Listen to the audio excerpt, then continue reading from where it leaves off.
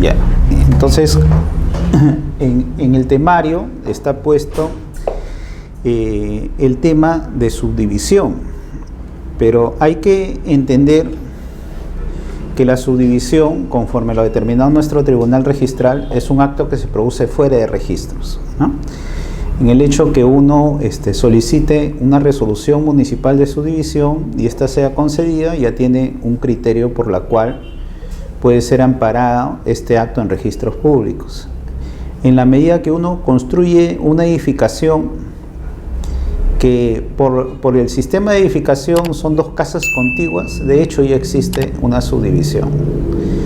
En la medida que uno tenga un edificio y tenga que independizar los departamentos porque los va a transferir o ya se adjudicaron siendo parte de una sucesión, ya existe una subdivisión.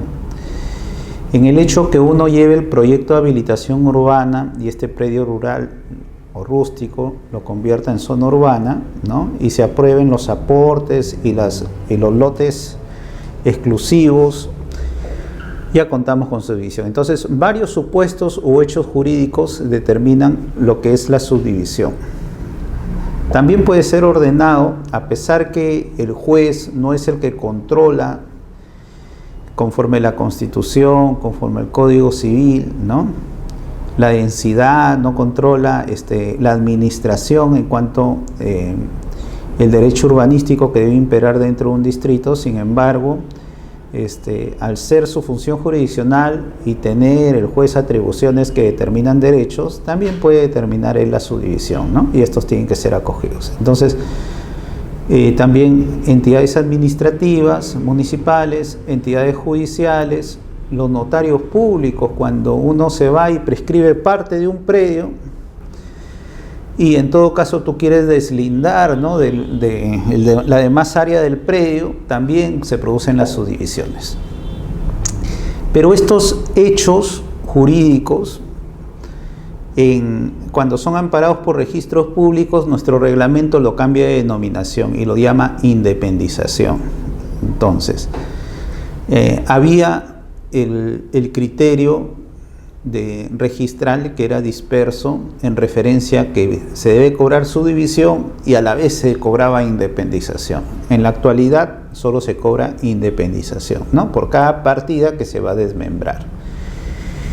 Y se dice que la independización en sí es un acto registral que busca ordenar adecuadamente la información de registros para que las personas tengan un acceso fácil al bien, al titular y a los derechos. Y de esta manera es que se dice que por cada predio, por cada inmueble debe haber una partida registral. Y ahí viene la referencia de lo que se llama independización, que es el acto que vamos a ver hoy día, ¿no?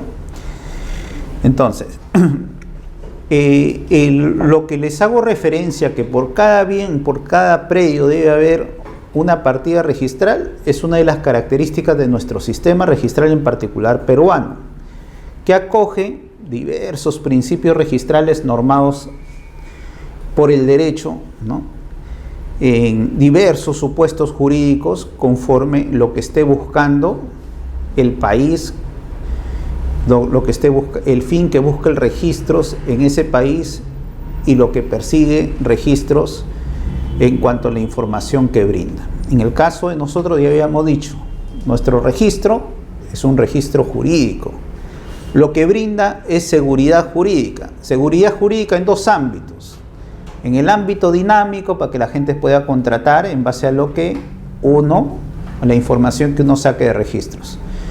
Y la seguridad estática, en el hecho que uno, si es propietario, si es titular, ese derecho nadie te lo puede quitar sin tu consentimiento, en cuanto sean actos de transferencia o disposición. Entonces, estos principios registrales orientan a todas las personas para ver los efectos que produce registros, los beneficios que tiene registrar. Hace unos días me enteré, por ejemplo, que unos señores estaban viendo pues en la calle, en su casa, son dos ancianos, han estado mirando, pues, ¿no? la calle y ven que un señor está tomándole fotos a su ventana a ellos. Pero les pareció extraño, bajaron a ver por qué tomaba fotos a su predio, ¿no? ¿Y qué era? Era un perito tasador, estaba tasando su bien porque estaba en remate judicial. Entonces ahí estas personas ancianas pues se incomodaron bastante, ¿no? Y hicieron referencia que ellos eran los propietarios. Dicen, no señor, el propietario es, y le hicieron mención justo a quien les había vendido. ¿Y qué había pasado? Que ellos no habían inscrito su propiedad en registros, ¿no?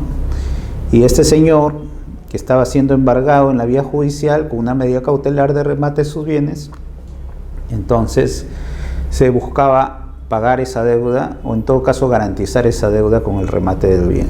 Entonces la importancia de registros en ese sentido, ¿no? Entonces uno tiene que tener cuidado.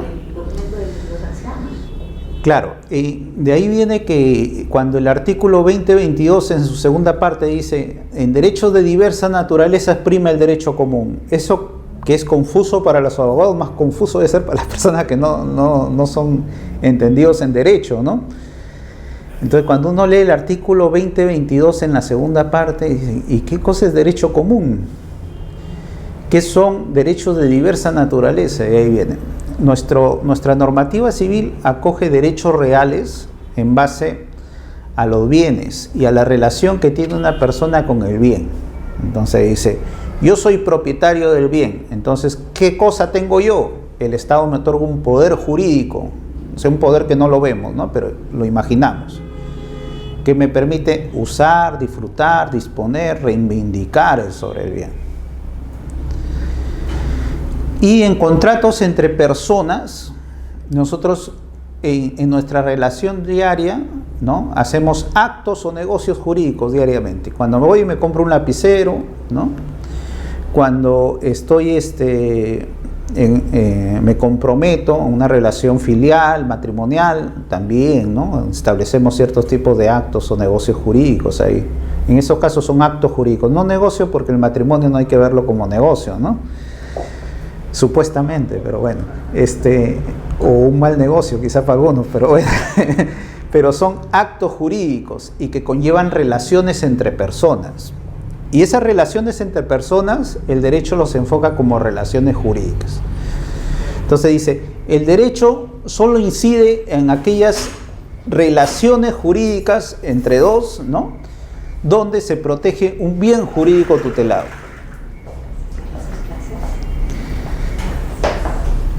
Y ahí tenemos, ¿y qué cosa es un bien jurídico tutelado, ¿no?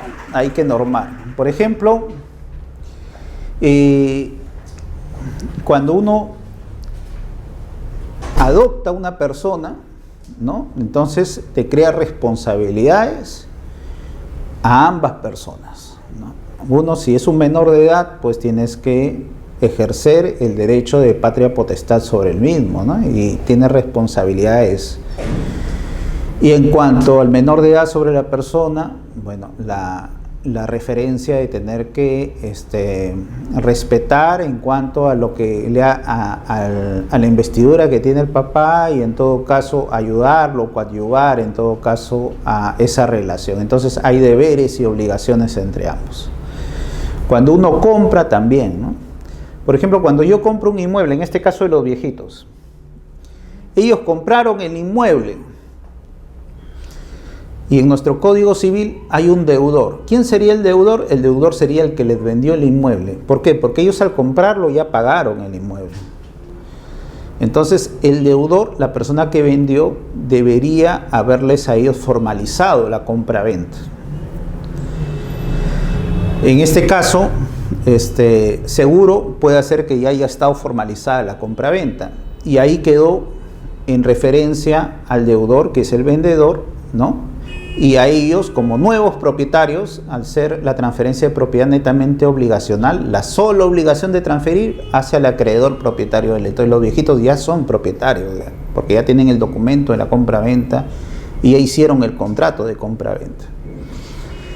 Entonces ellos tienen un derecho real ahí.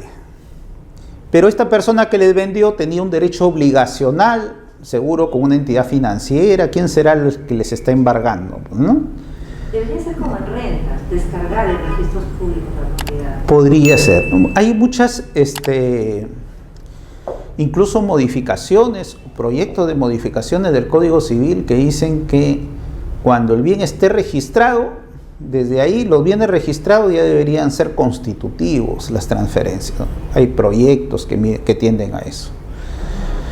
Y hay aspectos reales que hacen imposible que nosotros tengamos un registro constitutivo, como lo tiene Alemania, como lo tiene Australia, ¿no? Que son registros constitutivos. Nosotros, en el caso peruano, no, es simplemente obligacional, declarativo.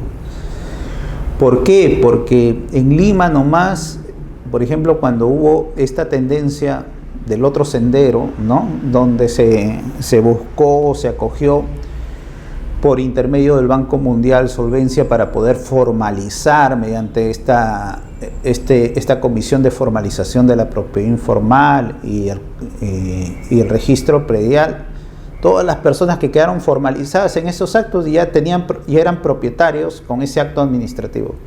Pero ahora, ¿cuántas de esas personas que ya están formalizados y han transferido su propiedad y no han inscrito en registros? ¿Por qué? Porque registros para nosotros no es constitutivo, es declarativo. Entonces, si nos ponemos a hacer un estudio, seguro nos vamos a encontrar con la ingrata sorpresa que otra vez tiene que intervenir el Estado, porque ya los que figuran en registros ya son otras personas y ya fueron transferidos. Y las personas, como siempre, ¿no? Nosotros quedamos un poco tranquilos hasta que se presenta el problema. Ahí recién despertamos y queremos solucionarlo, ¿no?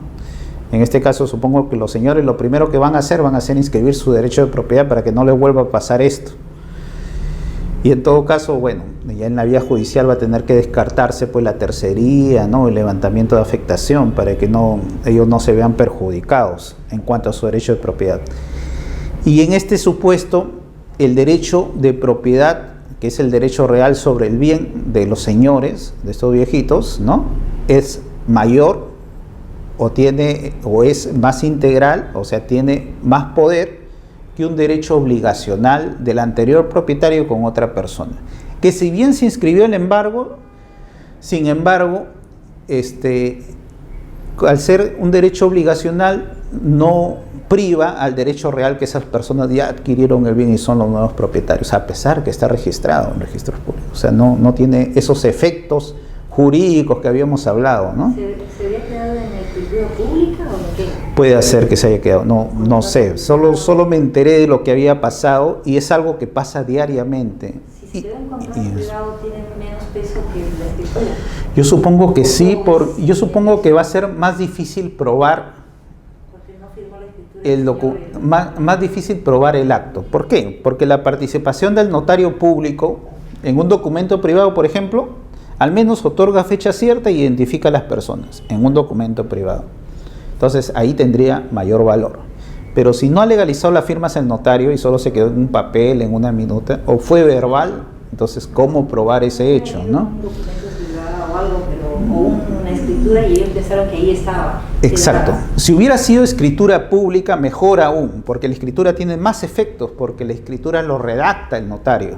Entonces ahí el notario no solo participa dando fe de la fecha y de las partes, sino viendo si las partes actúan con libertad, si las partes comprenden lo que están, el contrato que están haciendo, los efectos jurídicos, la identificación. Ahora que se exige la identificación biométrica, ¿no?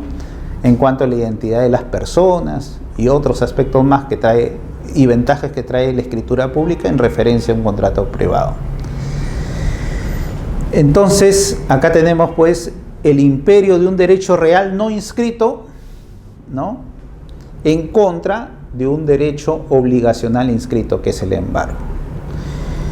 Entre los vocales de la Corte Suprema, el año pasado se aplicó o se interpretó el artículo 2022 en su segunda parte, y en estos casos determinaron que en ese supuesto prevalecía el derecho de propiedad por ser un derecho real y de mayor importancia, ¿no?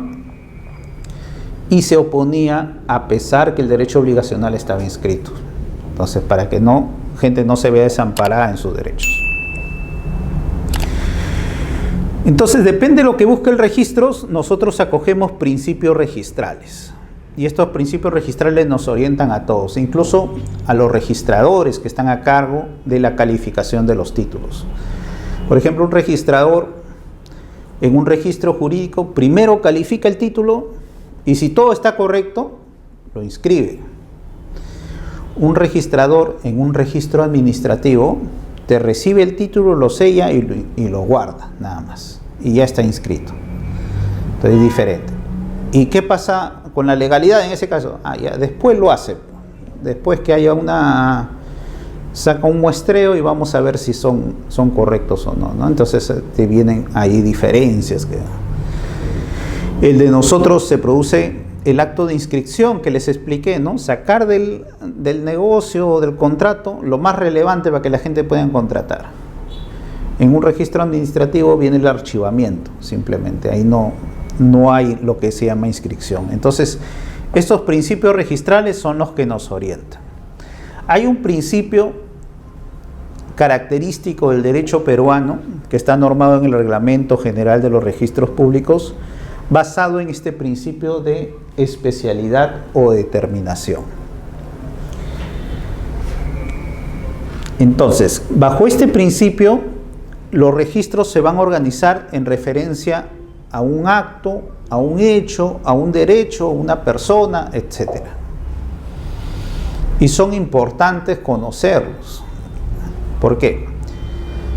Por ejemplo, si yo voy a ver si una persona tiene por ahí una propiedad, hago mi búsqueda por el nombre de esa persona.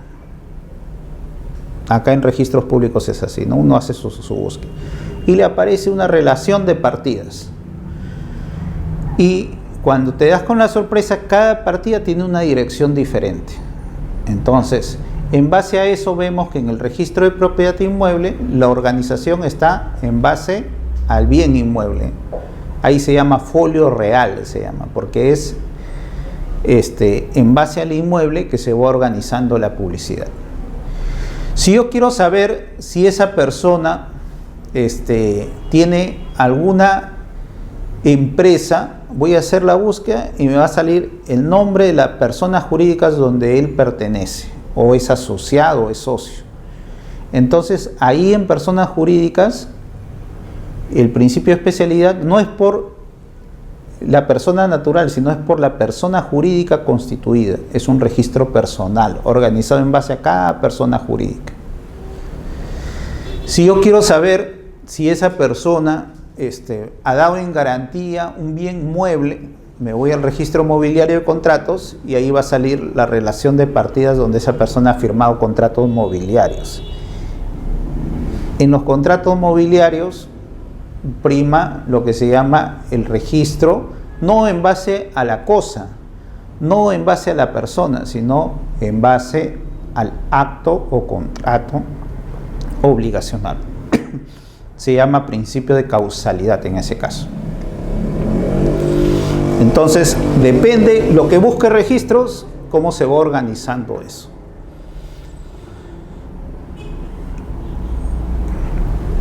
Y acá tenemos, ¿no? Por cada bien o persona jurídica se abre una partida registral independiente.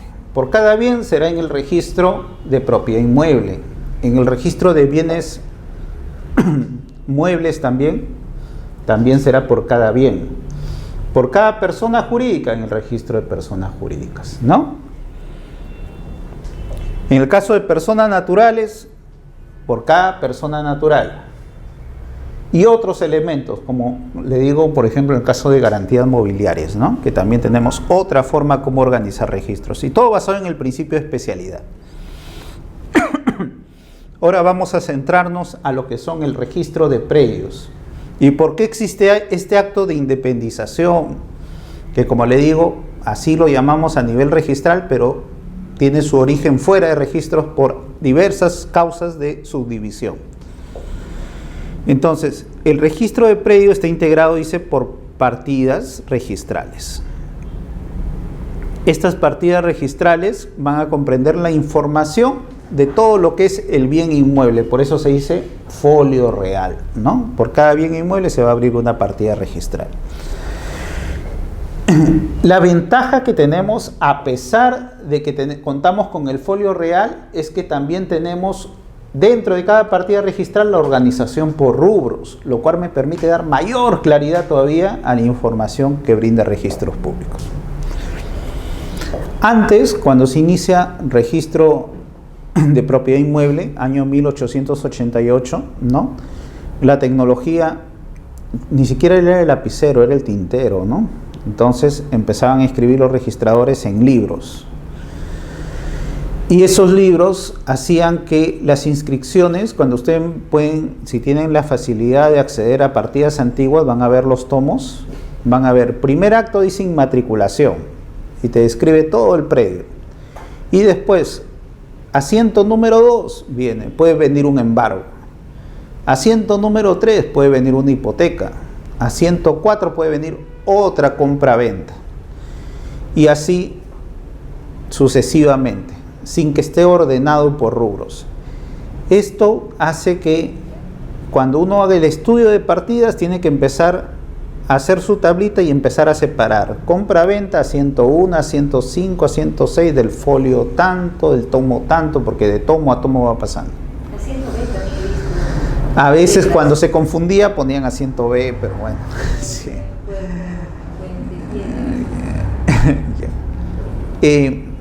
En 1970, 71, ya con la máquina de escribir, que ya no vamos innovando, ¿no? Entonces ahí cogemos lo que se llaman los cartones o fichas. Basado en esa experiencia de fichas, nos pudimos organizar por lo que son rubros, y en la actualidad ya tenemos una organización dentro de la partida por rubros. Si uno quiere ver la historia de quienes fueron propietarios, se va al rubro C. Si uno quiere ver la historia de las cargas y gravámenes, te vas al rubro D. Y ahí ves hipotecas, embargo, garantías, etc. Si uno quiere ver la descripción de los predios, te vas al rubro B, ¿no? Y ahí ves el área, lindero, si hay declaratorio de fábrica, si ha habido demoliciones, si ha habido superficies, etc. Y otros actos. Incluso también hay un rubro F que lo vamos a ver para que vean cómo se organiza el registro, ¿no? Entonces, cuando hablamos de independización, siempre hablamos que hubo una partida anterior. Entonces, la matriz, exacto. En el rubro A comúnmente va de dónde se origina esa partida, la primera inscripción, que es el antecedente dominal, ¿sí? En el rubro B, toda la parte referida a la descripción del predio. En el rubro C, todo lo que es dominio. En el rubro D, cargas y gravámenes. Y así está organizado nuestro registro, en forma ordenada, por partidas, por cada predio y a la vez por rubros. Y tenemos el rubro F, que acoge incluso otros actos que no calcen en esos rubros específicos.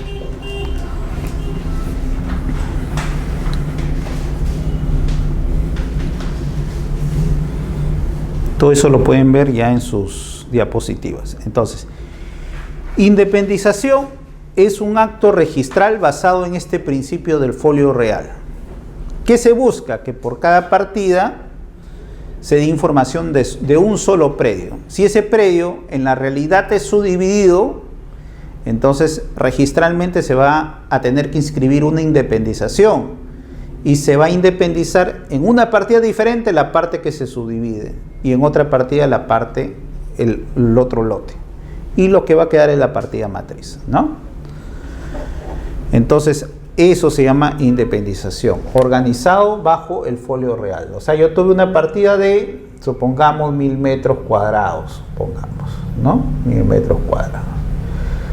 Entonces, de ahí pedí o construí, supongamos, 2 casas contiguas.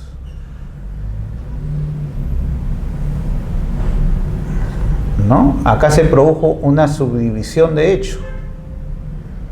Y esto lo pido que se inscriba en registros públicos. ¿Qué va a pasar en registros públicos? Esta es la partida número, supongamos, 100. Acá se van a generar 2 partidas nuevas, ¿no? partida número, supongamos 110 y partida número 111. Y cada uno va a calzar con 500 metros cuadrados. Entonces, esto es lo que se llama principio de especialidad. La cosa es que por cada bien haya una partida registral, ¿no? ¿Para qué? Para dar claridad a lo que es la información que brinda registros en referencia a su publicidad. Si el lote matriz era 1000 metros, el lote A, más acá lote 1. ¿Ya? Al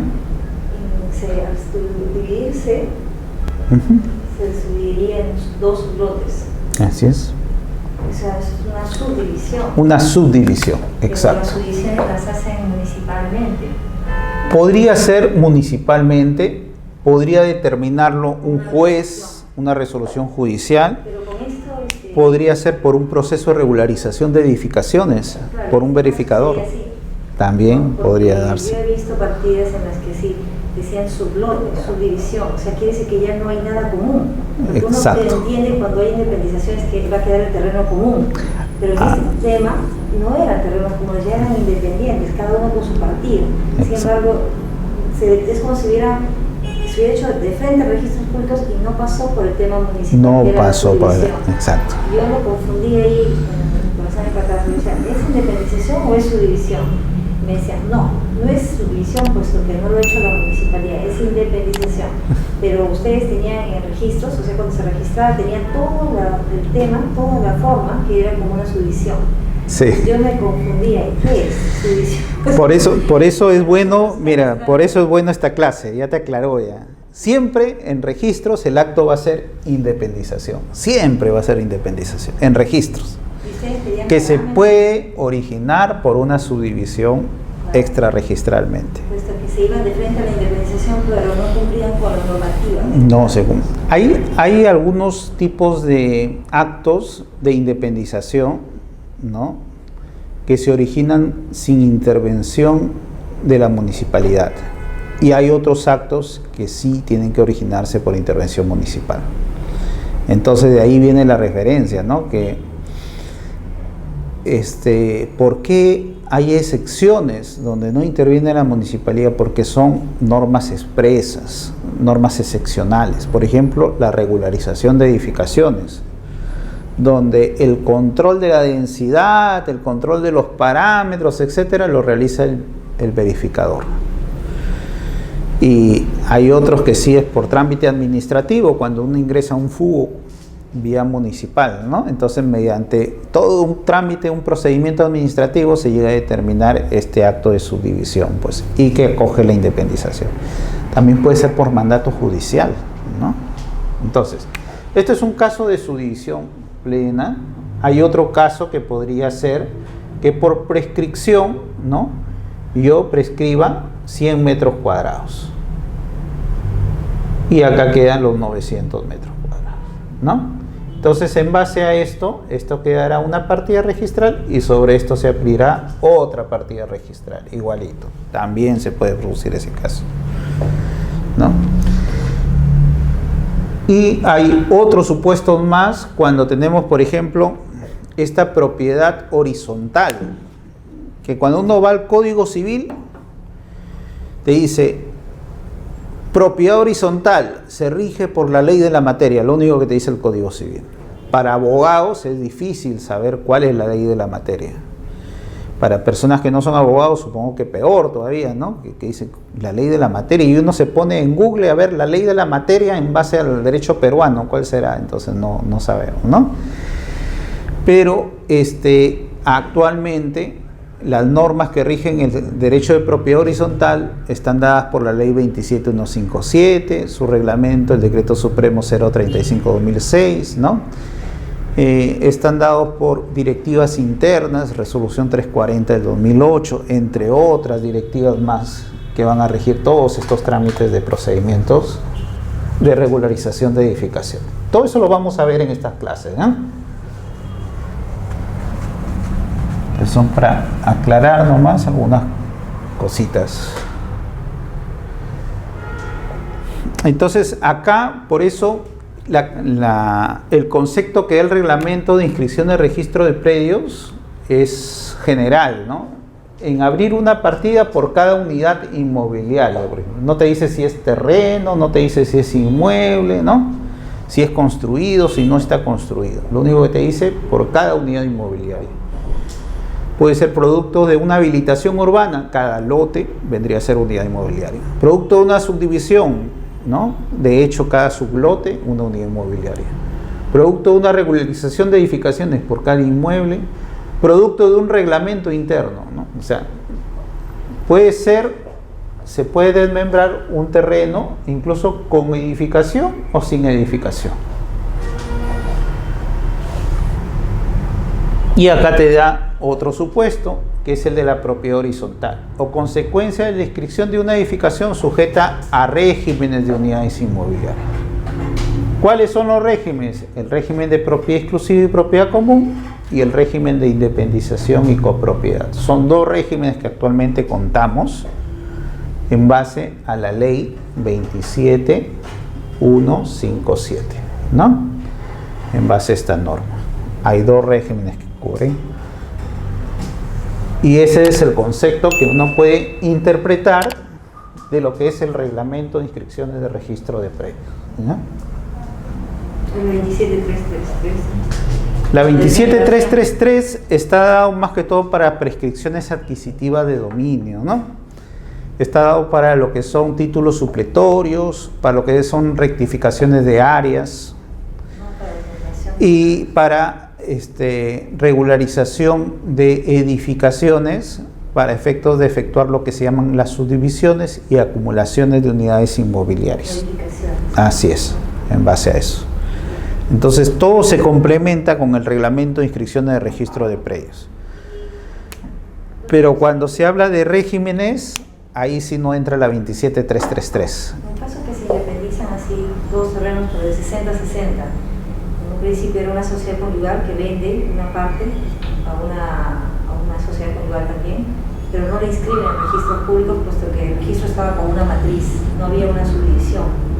Ahora que ya se han separado la sociedad conyugal, la que vendió, pero si hubo un contrato de venta anterior y quiere ya llevar la escritura pública, uno de los de la sociedad conyugal se niega a firmar. Usted me dijo que había un documento que era que obligaba, si ya se hizo la venta anteriormente con este contrato, la notaría o no sé, podrían obligarlo a firmar la escritura. No, cuando uno hace una venta, por ejemplo, yo te vendo mi casa a ti y convendimos en eso, ¿ya? Tú ya eres la propietaria y yo soy el deudor que tiene que formalizarte esa transferencia, ¿ya? Pero si yo al final incumplo eso, tú puedes ir y coaccionar que yo firme por la vía judicial. Eso se llama otorgamiento de escritura pública. O sea, tú tienes la minuta y le pides al juez que me cite a mí para que yo vaya y formalice eso ante notario público, porque tu intención es que se inscriba en registros públicos. Puede ser como notaría, tiene que ser judicial. Tiene que ser judicial, porque el juez tiene lo que se llama la coertio. Entonces, él puede coaccionar a una persona que haga. Pero si esa persona no se ubica o se rehúsa, en todo caso, o pide más dinero o se rehúsa y no quiere, o varias causas por ahí que puede suscitar, incluso pues de rompimientos amorosos, que ya no quieren ni siquiera verlo, ¿no? Entonces, ¿qué hace el juez? El juez lo reemplaza y el juez firma por él. Y es como si él hubiera concurrido a realizar la escritura pública. Eso se llama proceso de otorgamiento de escritura pública, ¿no? Pues que no se independizó, ese era un terreno así, vendieron la mitad y esta mitad estaba a nombre, o sea, todo estaba a nombre de una sociedad conyugal, pero esa sociedad conyugal se separa. Ese es el problema ahí. También sucede un problema fuerte ahí, porque puede hacer que tú sigas el proceso de otorgamiento de escritura pública. Supongamos en el caso que tú me dices, ¿no? 120 metros cuadrados. 60 metros cuadrados. Pero ya. No en registros públicos, sí, pero, en el catastro. Exacto. En registros públicos, en el registro de propiedad inmueble, figura el área de 120 metros cuadrados. Entonces, tú sigues tu proceso porque tú vendiste este proceso. Tú compraste esto de acá. Entonces, lo emplazas a A para que A firme la compra-venta y tú eres B. Y sigues todo el proceso de otorgamiento de escritura pública. Después que ya tienes tu escritura pública, pides al notario que curse partes a registros públicos. Y el registrador va a decir, no se puede inscribir porque la partida registral o la partida electrónica dice que es 120 metros cuadrados. Entonces, ¿qué va a hacer el registrador? Lo va a observar. Y te va a decir, acto previo realiza la independización. ¿No? Y esa es toda una problemática que se presenta. Y ese es el tema de la y que pasa en registros públicos, ¿no? Entonces le he seguido un proceso de otorgamiento, me he demorado años, ya salí mi resolución, yo contento voy a inscribirlo y no puedo porque el registro me dice. Entonces la persona, la sociedad conyugal que era dueña antes tiene que independizar. Tiene que independizar. Pero ya registrar, municipalmente ya está independizado. Puede ser. Si municipalmente ya está independizado, entonces lo que habría que pedir son los partes administrativos para llevarlos a registros públicos. Entonces, el FU, la resolución de independización, los planos de independización, ¿no?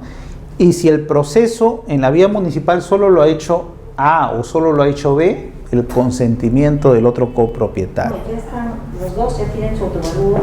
Está bien. Lo que pasa es que... Lo ha independizado. Claro, lo que pasa es que para pagar tributos, ahí en la municipalidad te dicen vamos a independizarlo, pero ellos cuando hablan de independización es para cobrarte tributos nomás, pero no para que inscribas la independización a nivel registral, porque para que inscribas la independización a nivel registral hay que ver los parámetros urbanísticos de las municipalidades, cuál es el área del lote mínimo. Y puede ser que 60 metros cuadrados no te lo consientan. Claro. No hay una resolución de subdivisión. No hay la resolución de subdivisión. Quería ver si lo podían hacer por este tema de independización. Claro. Directamente registros no lo vas a poder hacer, pero hay otras salidas, que si está edificado, y ya de hecho figura dos predios contiguos, y se edificó antes del 20 de julio del año 99, entonces por el trámite de regularización de edificaciones se puede subdividir 27, 157 y ahí sí entra a tallar el artículo 4 de la ley 27333 en referencia a lo que es la subdivisión, ¿no? Por el proceso de saneamiento de la regularización de edificaciones, ahí sí entra. Lo voy a preguntar, claro. Porque si no se va a estancar también la subdivisión. Así es. Ahora le vas a orientar como una experta en derecho inmobiliario. Muy bien. Me dirige, estaba preguntando eso, voy a preguntarle al doctor, y justo venía esa clase de independización.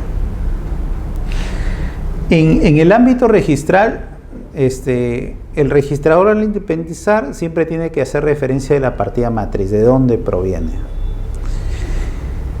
Y tiene que hacer el traslado si hay cargas técnicas o en su caso también si hay cargas o hipotecas. Hay también un hecho curioso, cuando uno es copropietario, por ejemplo, de un terreno de 100 metros cuadrados y habemos 3 copropietarios, supongamos, ¿no? 3 copropietarios. A, B y C. Y a A le embargan sus acciones y derechos. Queda embargado. Después se produce lo que se llama la subdivisión. Supongamos que lo llegan a dividir y se crean 3 partidas independientes. Y lo que pasa es que en cada partida independiente, como solo es subdivisión, van a seguir los 3 copropietarios. Después de ahí, entre ellos, lo que tienen que hacerse es la división y partición. Y con eso, recién esta casa va a pertenecer a A, esta casa va a pertenecer a B y esta casa va a pertenecer a C. Mucha gente tiene la referencia, supongamos que vamos a cuadrarlo, 90 metros cuadrados, y somos 3 copropietarios y hemos dicho que lo estamos dividiendo cada uno en 30 metros cuadrados. El registrador lo que debería hacer acá es inscribir independientemente a A, independientemente a B, independientemente a C. Pero no es así, ¿no? Se necesita la voluntad de las partes diciendo de quién, a quién le va a pertenecer A, a quién le va a pertenecer a B y quién a C. Y después viene el problema, porque acá este embargo a la vez va a ser trasladado en las 3 partidas. Por más que digan, acá se embargó solo A, debería el embargo permanecer acá. No es así. Arrastra todas las partidas mientras el juez no determine la desafectación. Igual pasa con las hipotecas, ¿no? Uno dice, voy a hipotecar el bien para construir un edificio y vender los departamentos. Y la gente que compra esos departamentos independizados arrastra esa hipoteca grande que uno hizo para poder, donde el banco le prestó para poder edificar. Y después viene uno de los compradores diciendo que eso ya no le pertenece al anterior propietario, así que levántame la hipoteca. No es así, es la entidad financiera la que tiene que hacer el levantamiento. Y mientras no se pague la integridad de la deuda, todos los bienes que se vayan acumulando al bien principal, o sea, todas las edificaciones van a ser afectos a la hipoteca. Salvo que el acreedor haga la renuncia expresa en el sentido que se desafecte específicamente una de ellas. Requisitos generales para independizar. Primero, cuando es parte del predio, indicar el área remanente, porque es importante determinarlo para que las personas sepan cuánto va a quedar y por ahí también se llegue a cuadrar el área que se está independizando con el área que queda, ¿no? Y su ingreso necesariamente de los planos de localización, independización desde un inicio en registros públicos, si no le tachan el título. Entonces hay que tener presente también eso al momento de solicitar la independización, ¿no? Conforme al artículo 42G. En los supuestos de independización, si no se hubiera cumplido con presentar los planos de independización y localización, se tacha sustantivamente el título. Catastro incide en cuanto son predios que no provienen de una habilitación urbana, ¿no? Entonces ahí vienen, por ejemplo, una prescripción de un área menor, no proviene de una habilitación urbana. Entonces el registrador tiene la obligación, si está prescribiendo 50 metros de una extensión de 200 metros, ir a catastro y decirle si cuadra en referencia a los planos que él está poniendo. Y en la memoria descriptiva, y catastro nos va a orientar en la parte técnica que, como les dije, es vinculante para el registrador público, que somos abogados. El área de catastro es el que hace el estudio de los planos cuando son áreas menores. Pero si proviene de una independización por una habilitación urbana, donde en la matriz quedó todos los lotes de la habilitación y yo voy a comprar el lote 1 de la manzana B, y con eso se independiza, y si no hay que llevar a catastro nada. Simplemente con la compra-venta ya se produce lo que es la independización. ¿Qué se puede subdividir y que da origen a la independización? No interesa la calidad de predios, urbanos, rústicos o rurales, ¿no? Eso no tiene diferencia. Lo que sí tiene diferencia es en qué documentos se piden para predios urbanos, predios rústicos y predios rurales, ¿no? Por ejemplo, en predios urbanos se puede, acá habla de segregación, subdivisión, pero el acto que va a registros es independización, simplemente terrenos. Se puede subdividir inmuebles y terrenos construidos o inmuebles construidos, no interesa, todo eso se puede dividir. Y acá viene la parte medular, ¿no? Justo en el caso que me dijiste, y yo tengo la subdivisión vía municipal. Bueno, si tienes la vía municipal, esto es lo que te piden: el formulario único de edificaciones, ¿no? En su caso de anotaciones preventivas, el anexo F, el plano municipal, planos y códigos con referencia catastral y los documentos privados. Si hay copropietarios, de los copropietarios que no establecieron o que no fueron a la municipalidad a pedir este acto de subdivisión administrativa, ¿no? ¿Por qué tanto incide nuestro reglamento en el ámbito urbano que sea aprobado por resolución municipal? Porque la municipalidad es el encargado de la administración en el ámbito urbano. ¿Y por qué la municipalidad? Porque la municipalidad es administrador, conforme a su jurisdicción, de todo lo que se llaman los procesos de habilitación y subdivisión. Y porque eso incide en lo que es la densidad, ¿no? Lo malo de las normas de regularización es que conllevan al desorden urbano y nuestro derecho urbanístico en el caso peruano es bien pobre, no existe un derecho urbanístico, ¿no? Entonces no hay una obligación al contratista de crear áreas de esparcimiento, áreas de recreo, que quizás normativamente si bien se acogen, pero en la práctica no se da mucho, ¿no? Entonces lo que era el área de jardines internos de un condominio de pronto se convierte en área de estacionamiento, ¿no? O en todo caso se amplía un bloque más porque hay bastante espacio y el área de esparcimiento queda reducido. Los departamentos hacinados, ¿no? Tan pequeños que en verdad es increíble, ¿no? Bueno, 70, a veces menos, porque he visto de 45 metros y con 3 habitaciones, yo no sé cómo sacarán, ¿no? Pero es increíble. Ahora, bueno, lo compensan poniendo áreas comunes de esparcimiento, ¿no? Pero esas áreas comunes que dicen que son jardines son maceteros que están ahí, ¿no? En los pasadizos.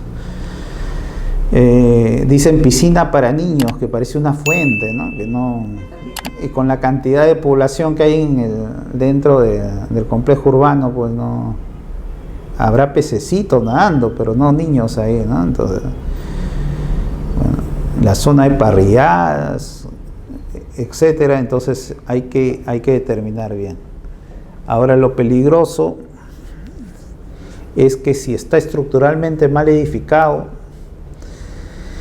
lleva en verdad a una pérdida del bien, ¿no? Que muchas veces se ha buscado en el ámbito registral una solución. Y sí lo tenemos. Por ejemplo, cuando tenemos un edificio donde hay diversos propietarios de los departamentos, ¿no? Entonces hay un propietario A, un propietario B, uno C y uno D, y todo se destruye. ¿Qué pasó con el propietario D y su departamento? Ahora, ¿de qué es propietario si es un terreno? ¿Qué pasó en este caso? Del C, del B. El A dice, bueno, pues todo esto es mío, ¿no? Exacto. En este caso, como está sujeto a lo que se llama el régimen de propiedad exclusiva y propiedad común, cada departamento que se denomina unidad inmobiliaria exclusiva tiene un porcentaje de participación. Porcentaje de participación. Y este porcentaje de participación, por ejemplo, 25, 25, 25, 25, en estos supuestos es el que le da el derecho de copropiedad, en este supuesto, ¿no? Entonces serán 4 copropietarios con cada uno del 25%, en ese supuesto. Pero cuando compran los pisos superiores son de menor valor. Exacto. Pero bueno, este es un supuesto. Puede haber otro supuesto, ¿no? Se determine, como usted dice, ¿no? Por el número de pisos, cómo será la participación, otro por el área techada, otro por el área ocupada, entonces diversos criterios que se pueden establecer, ¿no? Entonces, y ahí es. Son supuestos que se presentan y que se procuran dar solución, al menos en el ámbito registral, ¿no? Cuando hay un derrumbe de una edificación. Como lo que pasó en Ecuador, ¿no? Pobres gentes, ¿no? Edificios íntegros. Y se ven edificios que fueron sólidos, parece, ¿no? Porque están bien. Bueno, ahora ¿qué pasará? Acá que lastimosamente prima la autoconstrucción, ¿no? Porque acá el albañil, él es de todo, él dice yo lo hago todo, ¿no? Y te hace tu edificio. Pero de pronto se empieza a rajar el piso, las paredes, ¿no? Ahí sí ya no. Ahí sale más caro, ¿no? Repararlo. Ustedes que están metidos en ese ámbito. Depende, ¿no? Yo tengo un inmueble, por ejemplo, que se empezó a rajar así la pared. Y lo que me dijeron era que en verdad la columna no tenía zapata. Entonces era un adorno nomás había sido cuando empezaron a examinarlo, ¿no? Se empezó a hundir, no tiene apoyo. Y parecía fuerte porque las columnas estaban cerca, ¿no? Entonces uno decía, uy, esto es bien fuerte, pero al final si no tenía zapata, nada. Y ahí se tuvo que hacer una zapata y paralelamente a esa columna se empezó a construir otra columna como para reforzarlo, ¿no? Y ahí ya dejó de rajarse al menos la pared y hasta ahora se mantiene. Entonces supongo que eso lo habrán autoconstruido en su tiempo, pues, ¿no? Entonces uno lo compra creyendo que está bien y al final sale pues con esta sorpresa.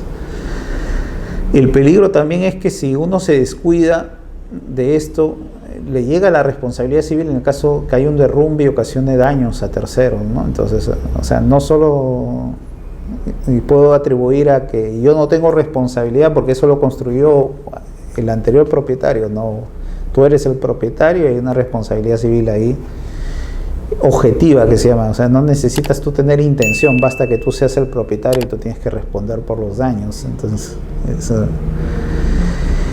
estos son los supuestos excluidos de la autorización municipal, ¿no? O sea, acá no se mide lo que es la densidad poblacional, ¿no? No se mide si se está perjudicando o no los servicios básicos. Uno de ellos, la regularización de propiedad por edificaciones. Eso ya lo han tenido, creo, en un módulo anterior, ¿no? ¿O no? Sí, ¿no? La 27157 y 27333, ¿no? Las independizaciones producidas por constitución de propiedad horizontal o regímenes análogos, el régimen de propiedad exclusiva, el régimen de independización y copropiedad, ¿no? También por la desacumulación. Entonces, originalmente eran dos partidas que en un momento quise acumular seguro para construir un edificio, pero no llegué a tener el préstamo y quizá ahora me interesa venderlo por cada sublote de nuevo, entonces lo único que pido a registros es que lo desacumule, ¿no? Entonces registros va y lo desacumula en base a ese pedido. Y también la independización por autoridades administrativas con potestad de formalización, ¿no? El COFOPRI, la SBN, otros tipos de normas especiales por las entidades administrativas y por normas de regularización y de saneamiento, ¿no? El 130EF, etcétera, entre otras normas particulares.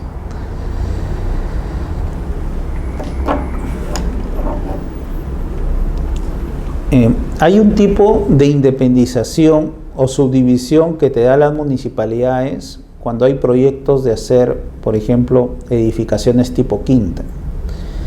Sin embargo, a pesar que tengo la autorización municipal, y eso debería conllevar a que el registrador llegue a independizar, al determinar que hay un pasaje común, entonces el registrador lo que le va a exigir es establecer un reglamento interno, preveyendo que cuando se independicen las zonas exclusivas, en la matriz quede ese pasadizo común que no va a pertenecer a ninguno de los copropietarios, sino va a ser parte de la junta de propietarios, así se llama, ¿no?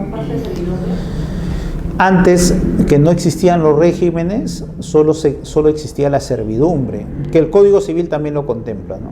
Entonces, la servidumbre, que puede ser una servidumbre de paso, ¿no?, hace que cuando hay una calle y acá tenemos un lote metido, lote 1, el lote 2 le tenga que dar acceso, ¿no? Por un lado. En el régimen de propiedad exclusiva y propiedad común, entonces tenemos este lote y tenemos este lote acá. Y el pasaje es zona común. O sea, no pertenece ni a él ni a él. Acá, esta área sí pertenece al propietario del lote 2. Y se establece una servidumbre, se llama predio sirviente, así se llama, a favor del predio dominante. Él es el dominante. Pero no quita que esta área donde yo paso para salir a la calle sea propietario el titular de acá. Acá, esta área de acá no es ni de él ni de él.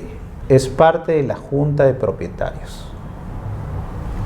Y tampoco pueden invadir, o unos casos que ha habido. No deberían invadir, sí, pues hay algunos abusos que hay, ¿no? Gente que tienes un pasadizo que es acceso común y prácticamente te echan el pasaje y el propietario sale sobre eso. Eso no debería ser. El propietario quiere decir que también el nadie ve, o sea, es como claro. Es un área común. La junta de propietarios es un derecho de copropiedad especial.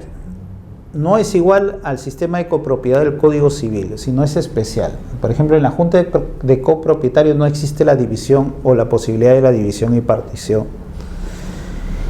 En la copropiedad, si ambos fueran propietarios de estos sublotes, al revés, el Código Civil lo que prácticamente te coacciona es a que se llegue a obtener la división y partición.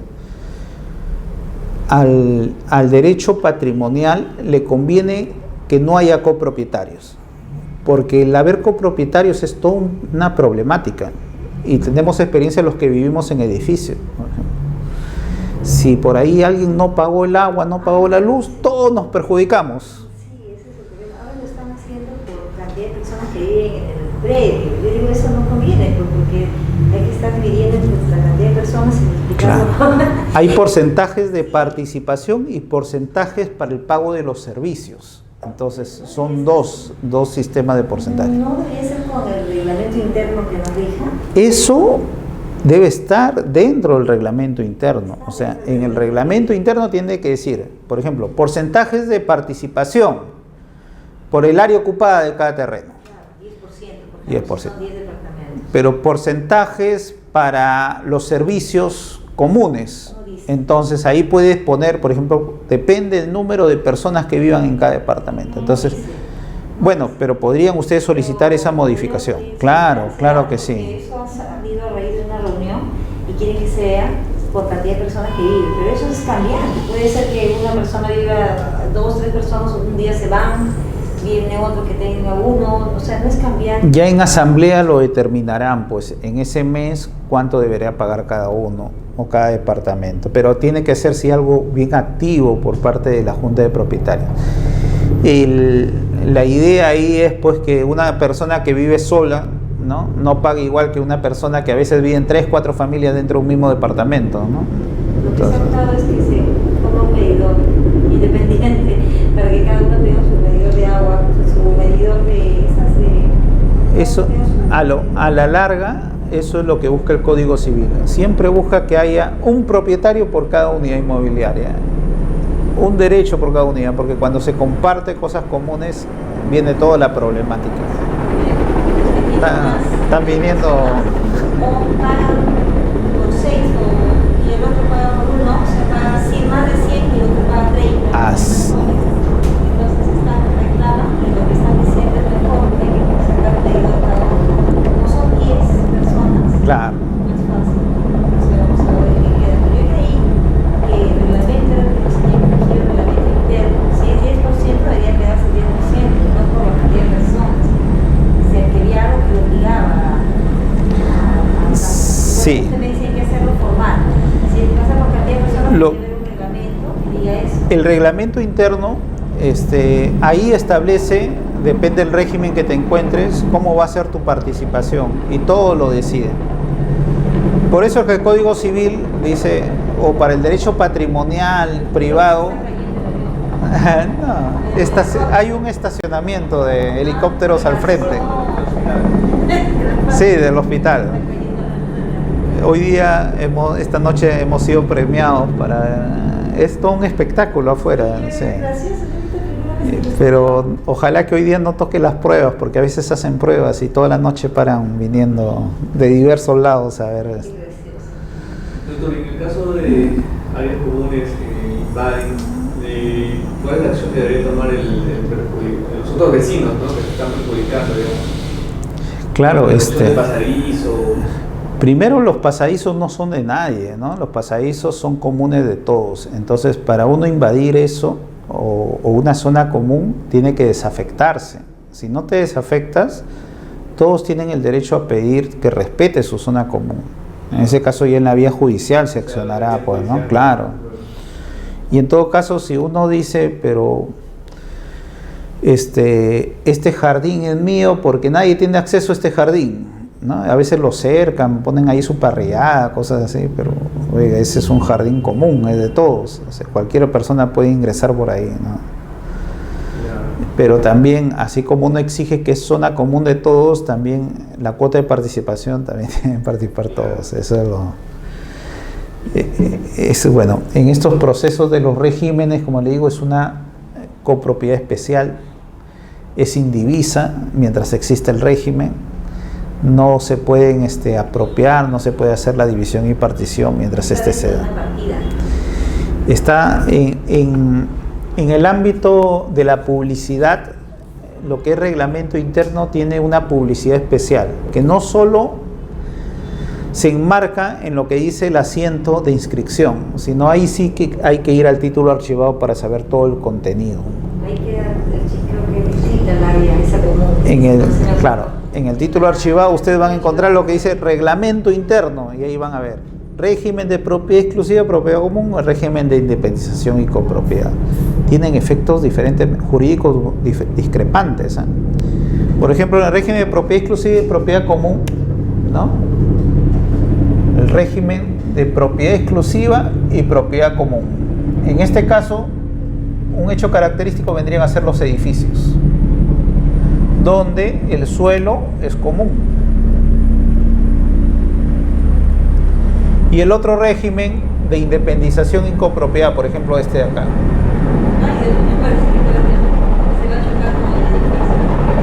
Creo que hoy día sí es el día de práctica. En este caso, el suelo es propio de cada uno de ellos, porque está debidamente delimitado. Es área propia, ¿no? Acá los acuerdos para disponer basta el porcentaje o lo que se llama mayoría calificada. Acá los acuerdos para disponer tiene que ser el 100%. Entonces son referencias distintas que se podrían dar, ¿no?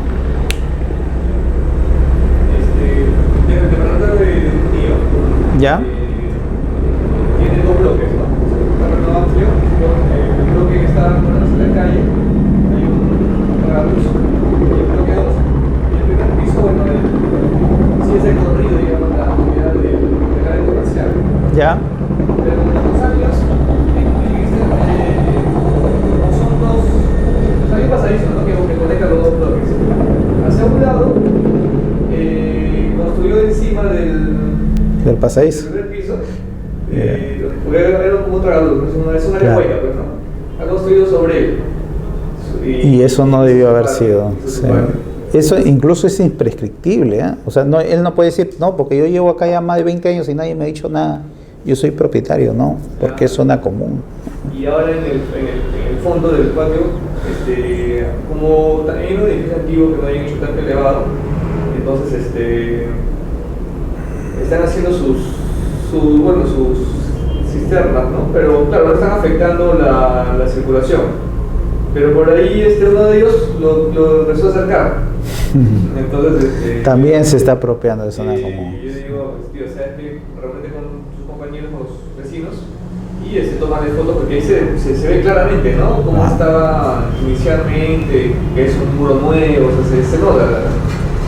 quiere y que respete eso. Sí, sí. No podría pedir la demolición porque eso es zona común, pues. Y si él quiere apropiarse, tiene que la Junta acordar desafectarlo y él tiene que comprarle la Junta pagando el justiprecio de esa área para que él recién pueda construir ahí. Claro. Si no, no. Claro. Así Ni es. en el ducto, ni en el patio, ni en zona de común. Ningún área, sí. Incluso para poder desafectar también hay que respetar los parámetros, porque los parámetros si te exigen cierta área libre, entonces por más que quiera vender la Junta tampoco lo puede, porque tiene que respetar el área libre. Algunos también piden, por ejemplo, unos parámetros piden estacionamientos para visitas. Y sin embargo en el reglamento se adjudican esos estacionamientos, ¿no? Que deberían ser supuestamente comunes, deberían ser para todos. Ahí el está invadiendo, tiene la se mete a los machos inclusive. Claro. Con su construir de frente, Sí. sin permiso de nadie. Así es, porque está haciendo esa afectación. Bueno, acá tenemos esta subdivisión por independización, donde casi coincide la ley 27157 y la ley 27333. Y es un supuesto del reglamento de inscripciones donde solo se exige plano de independización y el certificado de parámetros para determinar que se está cumpliendo con el lote mínimo normativo